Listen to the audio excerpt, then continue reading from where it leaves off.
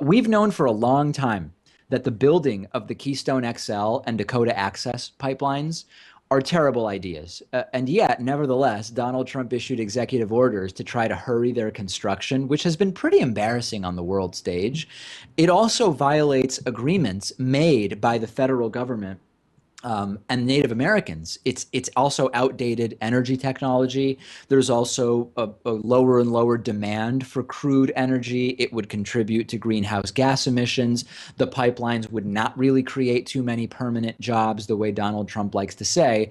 But one of the biggest criticisms of the Dakota Access Pipeline, especially from people living close to the pipeline, where the pipeline would be built, is the environmental impact on land and on water in the surrounding area. And in the particular case of the Dakota Access Pipeline, we've recently learned that the nearly $4 billion oil pipeline, before even being completed, has already been leaking oil. You've probably not heard that it's been leaking oil in corporate media. It didn't leak a lot of oil, but it hasn't yet been completed.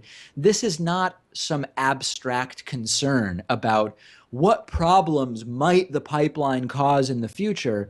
It's a reality now. We've found out that last month, the Dakota Access Pipeline had its first spill, 84 gallons of liquid petroleum into the surrounding environment. Now, yes, 84 gallons is very, very little. I get that.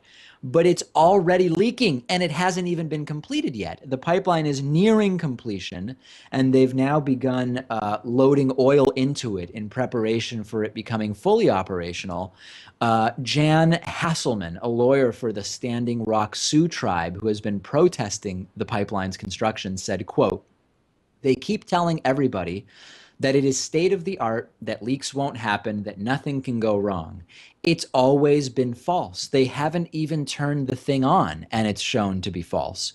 And of course, disclosure and honesty is kind of part of the problem here. Neither the company building the pipeline nor any government informed the public about this spill right after it happened. So we found out about it a month later. So there are questions about transparency when it comes to future spills, obviously. The state is only required to notify the public if there's a spill that imminently risks public health. And the obvious question is, well, according to whose opinion? Hasselman also added, quote, "It doesn't give us any pleasure to say I told you so, but we have said from the beginning that it's not a matter of if but when pipelines leak and they spill. It's just what happens." Standing Rock Sioux Tribe Chairman Dave Archambault said, quote, "Our lawsuit challenging this dangerous project is ongoing, and it's more important than ever for the court to step in and halt additional accidents before they happen, not just for the Standing Rock Sioux tribe and our resources, but for the 17 million people whose drinking water is at risk."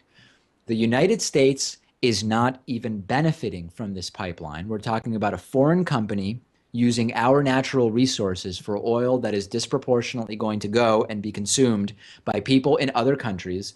The risks clearly outweigh even the best possible potential benefits here. And I will remind you, never far behind with Trump is a potential conflict of interest. Donald Trump was, at least at one point, financially connected to the company that owns or will own the completed pipeline.